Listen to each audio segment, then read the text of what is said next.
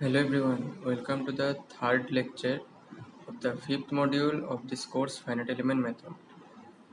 So in the earlier lectures of this module, we have first discussed the concept of the isoparametric element, how they are used efficiently in case of the irregular geometries or the curved structure, and then we have discussed the concept of the natural coordinates. And regarding that natural coordinate in case of the one dimension and two dimensional elements, we have derived the formula for the natural coordinator, and based on those formula we have discussed some numericals in case of the natural coordinates.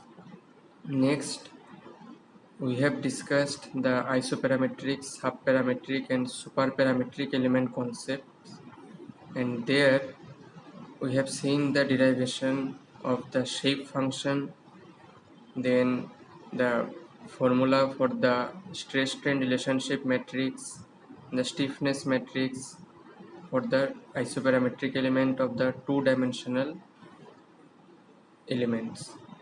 And these formulas that we have discussed earlier, these are not very easy and some complicated formulas are there. So to solve the numericals based on this formula, we need to have a lot of practices. And earlier also we have discussed one numerical based on this isoparametric element, but today we will discuss some more complex numericals based on the concept of this isoparametric element. Okay. So let us start this lecture.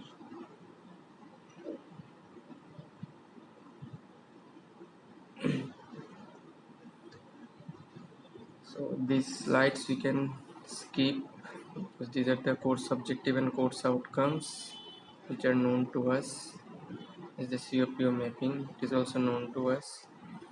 So we will directly start with the numericals in this lecture.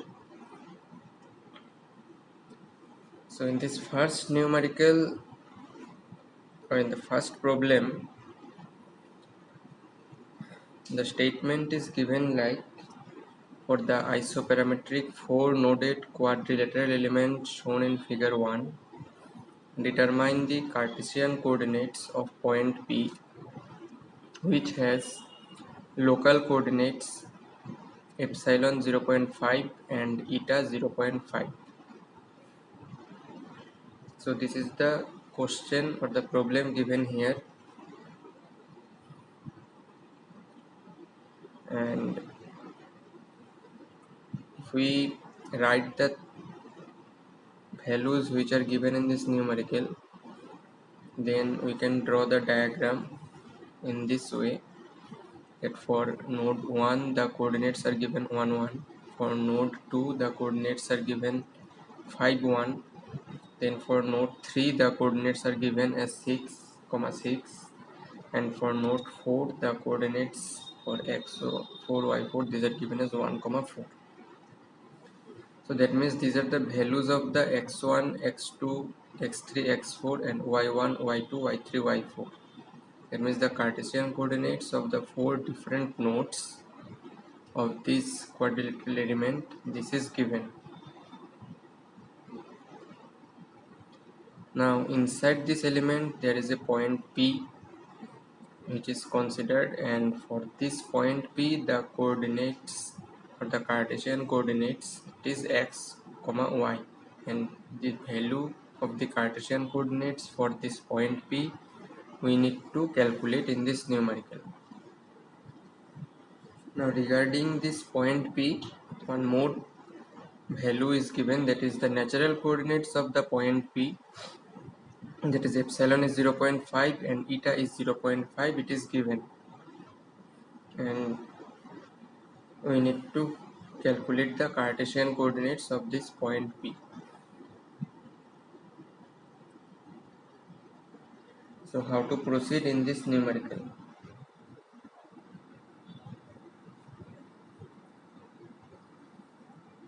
So in the earlier lecture, we have discussed the concept of the shape function, and in case of the quadrilateral element for the shape function, we have seen the formula of n1, that is the value of the shape function for the node 1. It is 1/4 into 1 minus epsilon into 1 minus eta. Next, n2, that is the shape function corresponding to node 2. It is 1/4 into 1 plus epsilon into 1 minus eta. Then the formula for shape function corresponding to node 3, it is 1/4 into 1 plus epsilon into 1 plus eta. Then the formula of the shape function corresponding to node 4, it is 1/4 1 minus epsilon into 1 plus eta. So these are the formula of the shape function for a quadrilateral element. In the derivation of this formula for the shape function for a quadrilateral element, we have discussed in the earlier lecture. Now we need to use this formula of the shape function for the 4 different nodes to calculate the Cartesian coordinates of the point P, which is lying inside the quadrilateral element.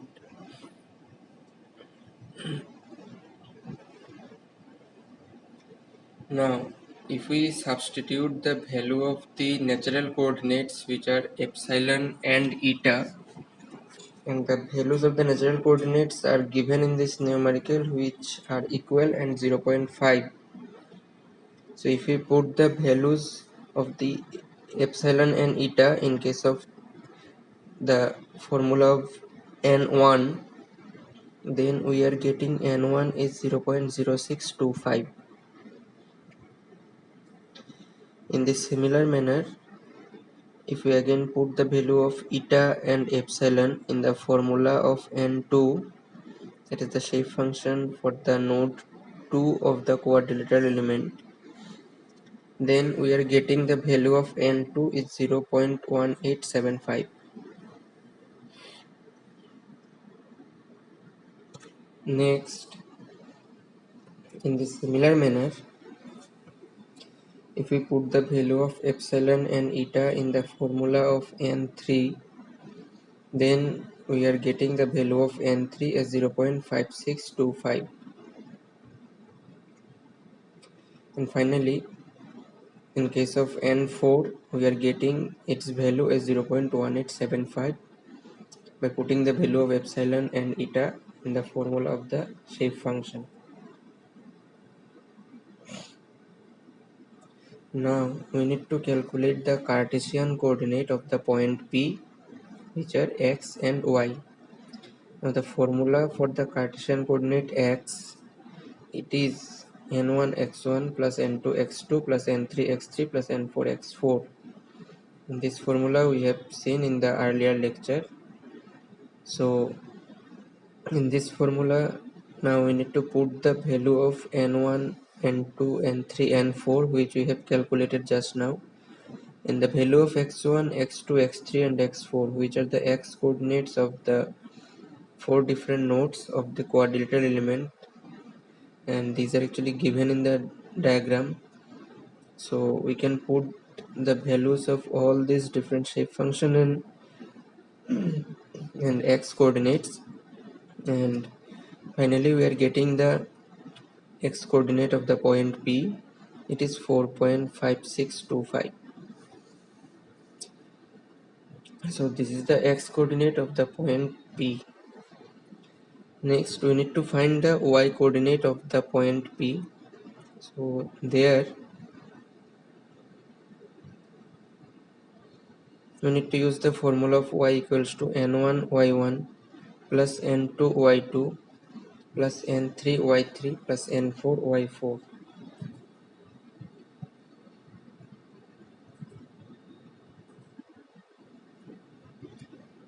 So in this formula also we need to put the value of n1, n2, n3 and n4, which we have already calculated, and the value of y1, y2, y3 and y4. These are actually given in the diagram in the numerical. So we need to put the value of all these shape function and the y coordinates of the 4 different nodes, and from that we can calculate the value of the y coordinate of the point P, which we are getting as 4.375.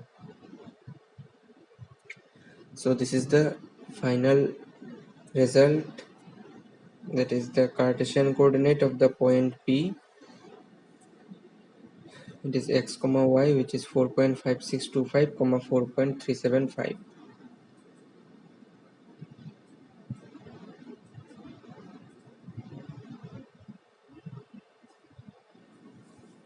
So this is the procedure that we have applied in this numerical,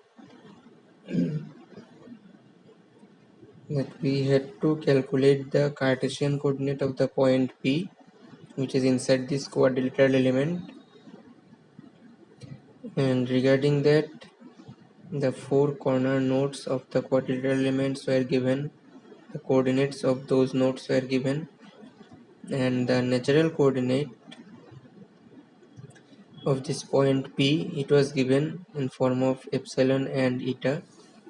So from that, first we have calculated the shape functions of this quadrilateral element, and for that we have used the formula of the shape functions, that is n1, n2, n3 and n4. After that we have used the formula for the Cartesian coordinate, that is x and y, and there we have entered the values which are known to us, and after calculating that formula we have finally found the Cartesian coordinate of the point P. So this is the procedure to calculate the Cartesian coordinate of a point which is lying inside an quadrilateral element. Now let us discuss the second numerical.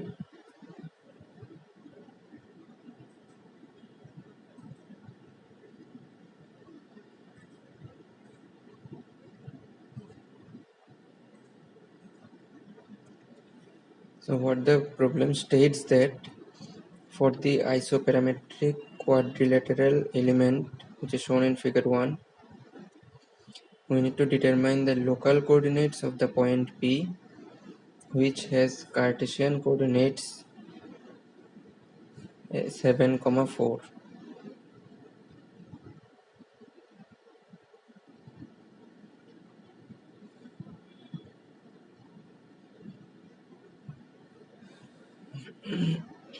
So this is actually just the opposite of the earlier problem. There the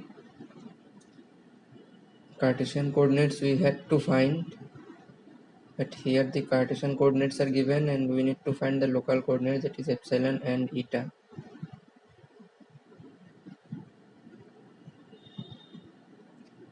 So the Cartesian coordinates of the point P, it is given x comma y, which is 7, 4, and the Cartesian coordinates of the point 1, 2, 3 and 4, these are given. So from that we can write that x1 is 3, x2 is 6, x3 is 8 and x4 is 2. Then y1 is 1, y2 is 1, y3 is 6 and y4 is 5. So these are the values of the Cartesian coordinates of the point P and the points 1, 2, 3 and 4. And we need to find the local coordinates of the point C, that is epsilon and eta. So this is the question which is given here.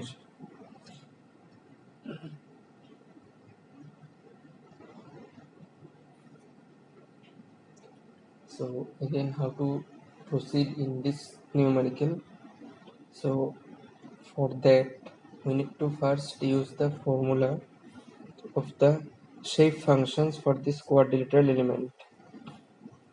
So the formula of the shape function for the four different nodes of the quadrilateral element we need to remember, like n1 equals to 1/4 1 minus epsilon into 1 minus eta, and n2 it is 1/4 1 plus epsilon into 1 minus eta, then n3 is 1/4 1 plus epsilon into 1 plus eta, and n4 is 1 by 4 1 minus epsilon into 1 plus eta. So these are the formula of the shape function, four different shape function for the quadrilateral element corresponding to its four different nodes. Next, the Cartesian coordinates of the point P x, y. For that, the formula of the x and y, it is n1 x1 plus n2 x2 plus n3 x3 plus n4 x4. And for y equals to n1 y1 plus n2 y2 plus n3 y3 plus n4 y4.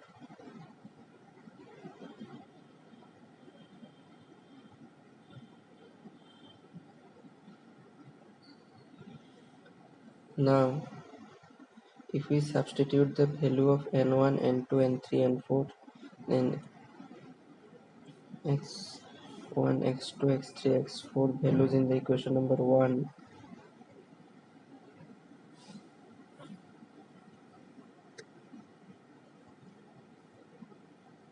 then ultimately after several steps we are getting the equation number 3, which is eta plus 9 epsilon plus 3 epsilon eta. This is equals to 9.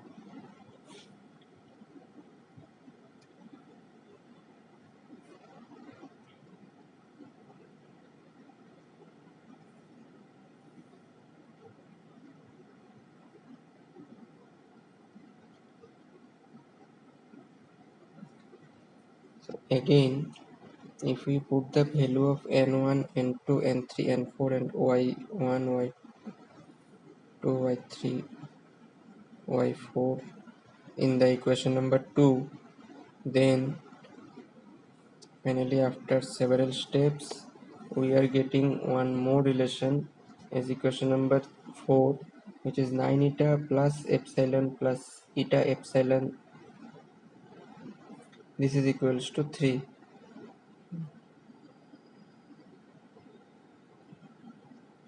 Now if we multiply this equation number 4 by minus 3, then we are getting minus 27 eta minus 3 epsilon minus 3 epsilon eta. This is equals to minus 9. So this is our equation number 5. Now if we solve the equation number 3 and equation number 5, then finally after several steps we are getting one relation, that is equation number 6, which is epsilon is 4.333 eta.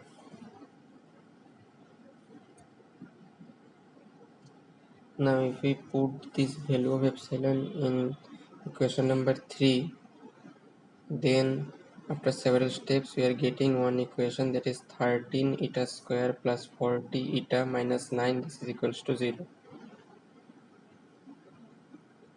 So from that, if we use this formula, that is eta equals to minus b plus minus root under b square minus 47 by 2, I say this formula if we use here, then finally we are getting the value of eta. This is equals to 0.210. And if we put this value of eta in the value of the epsilon, then we are getting the value of epsilon is 0.91. So this is the formula and the procedure for the shape function and the local coordinates that we have used here to find the local coordinates of the point P. So finally we are getting the value of eta as 0.21 and the value of epsilon is 0.91.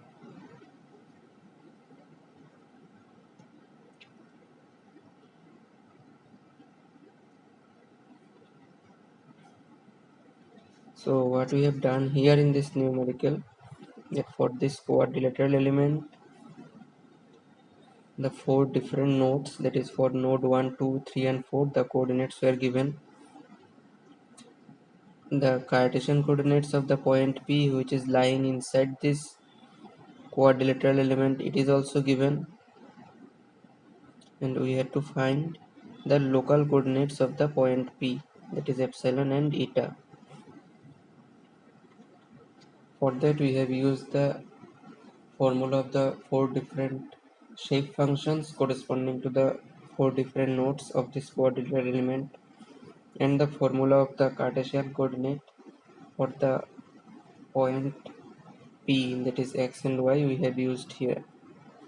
Now in this equation number 1 and 2, that is the formula of the Cartesian coordinates of the point P, here we have entered the formula of the shape function, and there we have applied and we have entered the value of the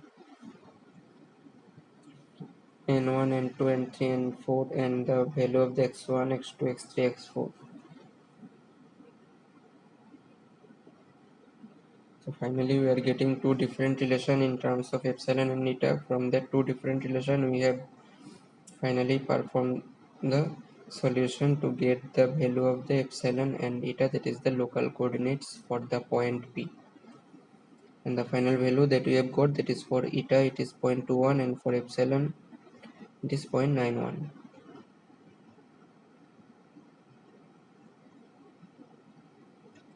Let us discuss the third numerical.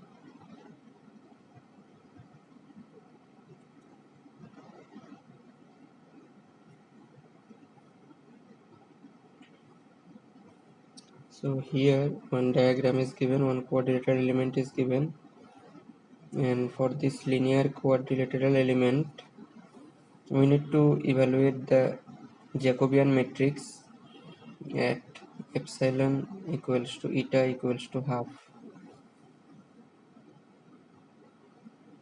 So this is the diagram, that is figure 1, it is given. So let us first write in details what are the values given in this numerical and what we need to find. The natural or the local coordinates of the point P, which is inside the linear quadrilateral element, is given as epsilon equals to half, which is 0.05, and eta equals to half, 0.05. It is the natural coordinate of the point P. It is given as half comma half, that is 0.5 comma 0.5. And the Cartesian coordinates of the point 1, 2, 3 and 4, these are given. So we can write that x1 is 4, y1 is 4, then x1, x2 is 7, y2 is 5, then x3 is 8, y3 is 10, and x4 is 3, y4 is 8. So these things we have written from the question that is given here. So we need to find the Jacobian matrix for this linear quadrilateral element.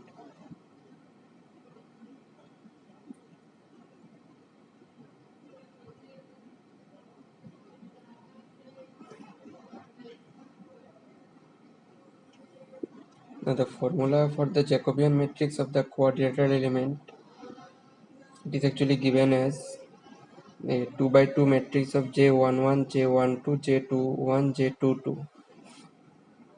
Now we need to find the values of the all these matrix components.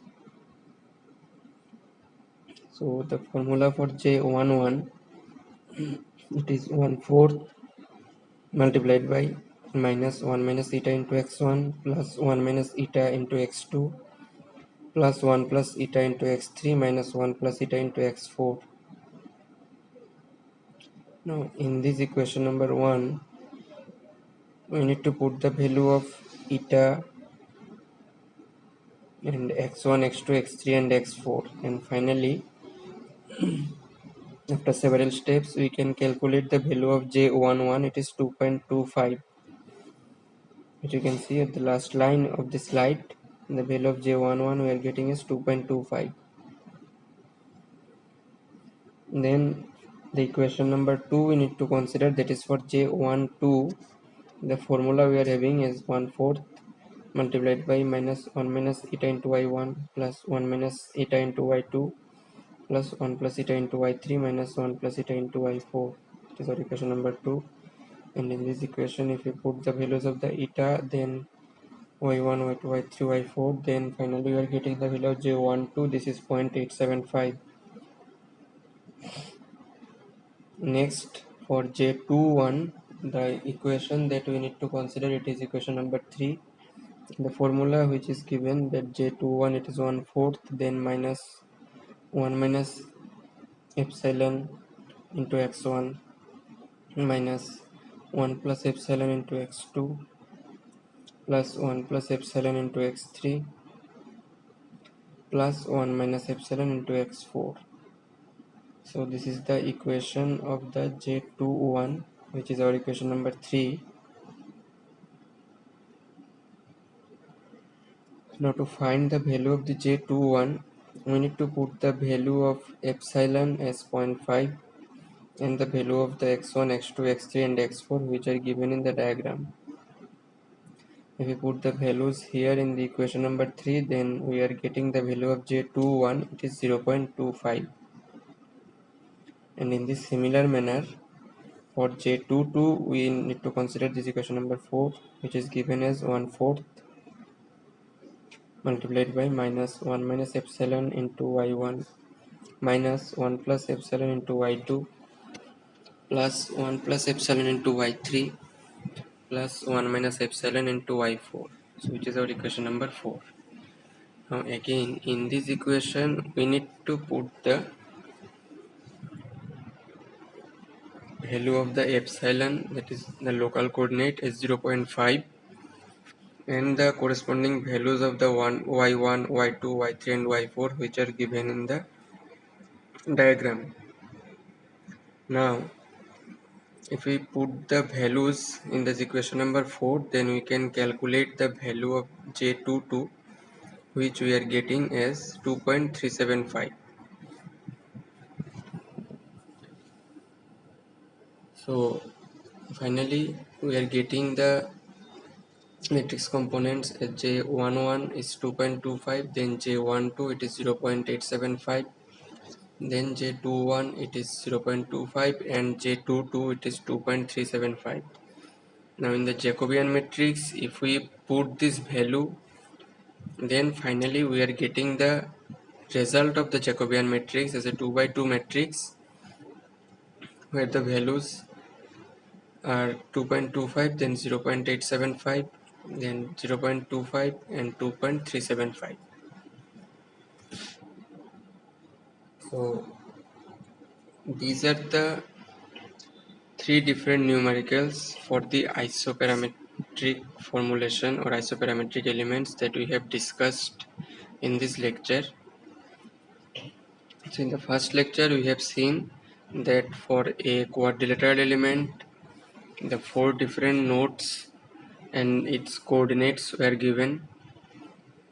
Then the Cartesian coordinate and the natural coordinate we had to find for the 1 and 2, these two different numerical.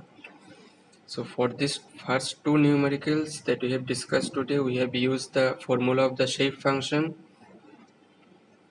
and we have used the formula of the Cartesian coordinates, and based on those formula we have calculated the Cartesian coordinates and the local coordinates in the problem 1 and 2. So those formula of the shape function for the four different nodes of the quadrilateral element we need to remember, and the formula of the Cartesian coordinates, it is x and y, for the point P also we need to remember. Next, in the third numerical we had to calculate the Jacobian matrix for the linear quadrilateral element given. Now here also we had to remember the formula of the Jacobian matrix, and there we have entered the value of the shape function. That is actually we have entered the value of the natural coordinates, that is eta and epsilon, which are given in this numerical, and by using the formula of this Jacobian matrix components we have finally calculated the value of the required Jacobian matrix for this linear quadrilateral element. So these are the three different numericals that we have discussed in this lecture, and in the next lecture we will discuss some more complicated numericals where we will calculate the Jacobian matrix for the isoparametric elements. So this is the end for this lecture.